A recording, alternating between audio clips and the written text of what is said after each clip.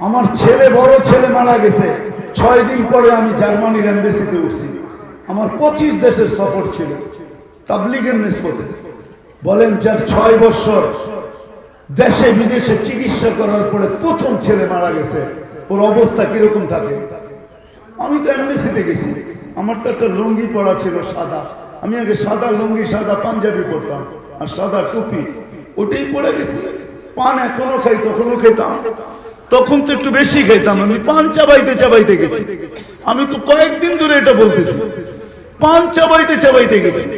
আমাকে দেখা সবাই মুস্কি মুস্কি হাসতেছিল, কেউ মুখ লুকাইতে ছিল, সবাই ভাবতেছিল কুকিলের ভিতরে কাকটা কই থেকে আসে, কেন সবাই তো ওদের মতো সেজে গেছে, আমি তো কাকের মতো গেছি। আমাকে যখন ডাকছে ইন্টারভিউর জন্য, তো যে ইন্টারভিউ নিতে ছিল অলংকার পড়া ছিল, তো জিজ্ঞাসা করছে তুই করস কি? আমি বললাম, জিজ্ঞাসা করলে এতদিন কেন জার্মানি যাস না? প্রয়োজন ছিল না। বললাম আমার সোনাগুলা কালো কেন? আমি কি তুই পারফিউম বেশি ব্যবহার করিস। ক্লিন করবো কি করে? আমি বললাম দুইটা রাস্তা আছে, ঘরে বসেও করতে পারো, ফ্যাক্টরিতে গিয়েও করতে পারো, কারখানায় গিয়া। ঘরেরটাই বল। আমি দেখতেছি ও ভিসা প্রিন্ট করতেছে, আমি দেখতেছি ও ভিসা প্রিন্ট করতেছে। আমি যখন পদ্ধতি বললাম আমার ইন্টারভিউ শেষ, তো বললো যে এত টাকা দিয়ে দিলাম, বললো তুই 10 মিনিট ওয়েট কর। ওয়েট করলাম, 10 মিনিট পর ডাক দিল। তো ভিসা দেওয়ার পরে আমিও একটু ভাব লইলাম, ভিসাটা একটু উল্টায় পাল্টায় এমনি দেখি, এমনি দেখাই যে ভিসা তো হয়ে গেছে।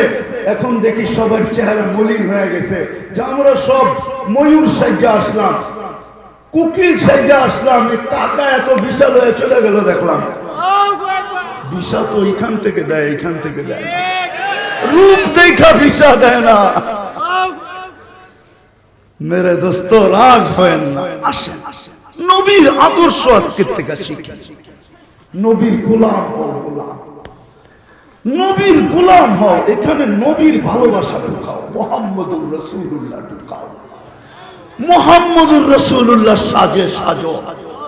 কিয়ামতের মাঠের রাজা মুহাম্মদুর রাসূলুল্লাহ, আল্লাহ মালিক বটে, রাজা মুহাম্মদুর রাসূলুল্লাহ।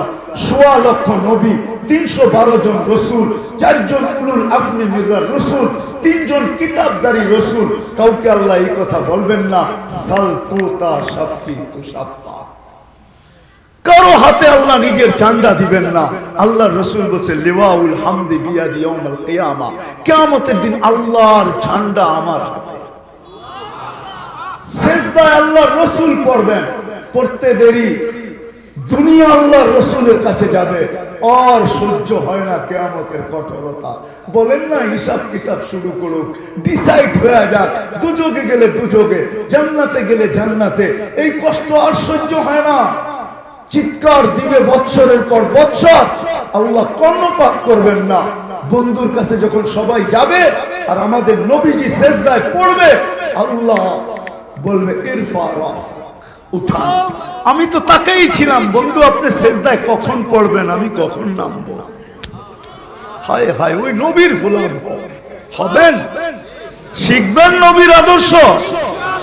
কে কে শিখবেন দেখি? নামান নামান নামান। সবচেয়ে বড় বিষয় যেটা, আল্লাহ রসুলের আদর্শের ভিতরে 5 ওয়াক্ত নামাজ আজকের থেকে ছাড়বো না। হ্যাঁ, উঠাউঠি না করি, উঠাউঠি না করি, উঠাউঠি না করি। আর বর্তমান প্রেক্ষাপটে দুটা কথা বলবো। ফিলিস্তিনের জন্য আমরা প্রতিবাদ করছি, টাঙ্গাইলওয়ালারা, প্রত্যেক থানা গ্রাম ইউনিয়নওয়ালারা। এতটুকু যথেষ্ট না। আমাদের উচিত ছিল ডেলি 2 রাকাত সালাতুল হাজত পড়া, ওয়াস্তাইনু বিসসবরি ওয়াস সালাহ। আমরা প্রতিবাদ করছি 7 সমুদ্র 13 নদীর এই পার থেকে 2 রাকাত সালাতুল হাজত পড়া উচিত ছিল। পড়বেন? হ্যাঁ, কে কে পড়বেন আজকের থেকে? এটা কোরআন থেকে দেখাইলাম। আরেকটা বলবো, আরেকটা কোরআন হাদিস থেকে। আমাদের উচিত ছিল ডেলি 1 টাকা সদকা করা। আর সদকা তো তারুদ্দুল বালা, সদকা বালাকে দূরীভূত করে। আমাদের উচিত ছিল প্রথম দিন থেকে যে আল্লাহ, আমি প্রতিবাদের মাধ্যমে শুধু ক্ষান্ত থাকতে চাই না, আমি তোর কাছে রাত্রে কপাল রাখবো আর সারা দিনের বেলা আমি সৎকা দিব। তিন ভাবে আমি প্রতিবাদ করতে চাই। ফিলিস্তিনওয়ালাদের পক্ষে হইতে চাই, ইসরায়েলের বিরুদ্ধে চাইতে চাই, যেটা কাজে লাগে। আমাদের উচিত ছিল 1 টাকা সৎকা করা ডেলি, কমসে কম, বেশি পারলে আরো ভালো। করবেন সৎকা? করেন তো না? কে কে করবেন সৎকা দেখি? হ্যাঁ, নামান নামান। আপনি বলবেন 1 টাকা তো নোটই নাই, কই থেকে করবো? ঠিক না? কয়েনও পাওয়া যায় না। আমি পদ্ধতি দেখাইতেছি। 10 দিনেরটা একবারে করেন, 10 টাকার নোট তো আছে। 20 দিনেরটা একবার করেন, 20 টাকার নোট 2টা দিয়ে দেন। 30 দিনেরটা একবার করেন, 3টা দিয়ে দেন। হ্যাঁ, যদি নগদ চাই দিবেন? হ্যাঁ, কে কে দিবেন দেখি এখন চাইলে? হ্যাঁ হ্যাঁ, তাহলে আমরা পাগড়ি দিতে দিতে, এটা হলো ফিলিস্তিনের জন্য সৎকা। যদিও এই মাদ্রাসা চান্দা করে না, আমি জানি মাদ্রাসার চান্দার কোনো সিস্টেম নাই, এটা ফিলিস্তিনের জন্য।